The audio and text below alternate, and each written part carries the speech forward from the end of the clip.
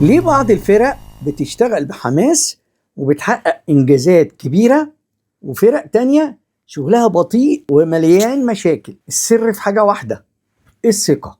فهد كان ملاحظ إن فريقه مش بياخد قرارات بسرعة، وإن كل واحد فيهم مستني التوجيه، والخوف من الغلط مسيطر عليه، لحد ما قابل هالة خبيرة التطوير وقالت له: يا فهد، غير طريقتك في القيادة. لو فريقك مش واثق فيك ولا واثقين في بعضهم، الأداء دايما هيكون هزيل وضعيف. فهد بدأ يشتغل على تحسين الثقة، وبقى يسمع لفريقه ويديهم مساحة أكبر يجربوا من غير خوف ويعترف بإنجازاتهم.